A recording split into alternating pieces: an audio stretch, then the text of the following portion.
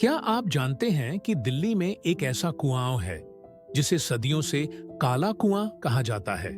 एक ऐसा कुआं जो इतिहास के पन्नों में कहीं गुम है, लेकिन उस कुएं से जुड़ी कहानियां आज भी लोगों की रूह कंपा देती हैं।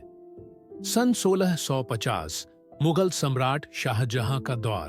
दिल्ली के बाहरी इलाके में एक छोटा सा गांव, जहां एक साधारण कुआं था। लोग उसी से पानी भरते थे। सब कुछ सामान्य था।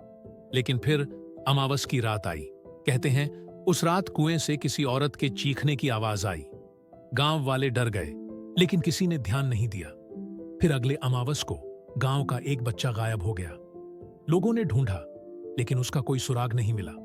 और तभी किसी ने कुएं में झांका। नीचे सिर्फ अंधेरा और गहराई थी, लेकिन दूर कहीं से वो ही औरत की चीख फिर सुनाई दी।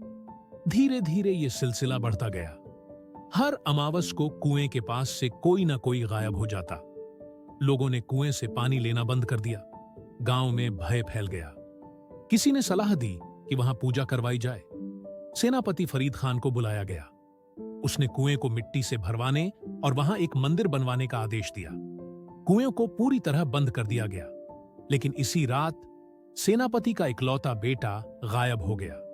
सुबह कुएं के पास गई, मिट्टी खुदी हुई मिली, जैसे कुआं खुद फट गया हो। गांव वालों का कहना था कि कुएं ने अपने हिस्से का बदला लिया है। इसके बाद पूरे गांव में भयानक महामारी फैली। लोग एक एक कर मरने लगे। कहते हैं यह सब उसी श्राप का नतीजा था जो एक तांत्रिक ने उस कुएं को मरने से पहले दिया था। वो तांत्रिक जिसे मुगलों ने झूठे आरोप में मार डाला था। कहते हैं उसने आखिरी सांस लेते हुए कहा था, जो इस कुएं की शांति भंग करेगा उसका कुल खत्म हो जाएगा। आज भी दिल्ली में उस जगह का नाम काला कुआं है। कहते हैं वहां आज भी रात में कोई नहीं जाता। जो भी गया या तो लौटकर नहीं आया या फिर पागल हो गया। कुछ लोगों ने सीसीटीवी में वहां अजीब परछाइयां भी देखी हैं। कुएं के पास अगर कोई दीपक जलाया जाता है तो वो अपने आप बुझ जाता है। ये कुआं आज भी दिल्ली की भीड़भाड़ में गुम एक ऐसा रहस्य है जिसे किसी ने पूरी तरह समझा नहीं।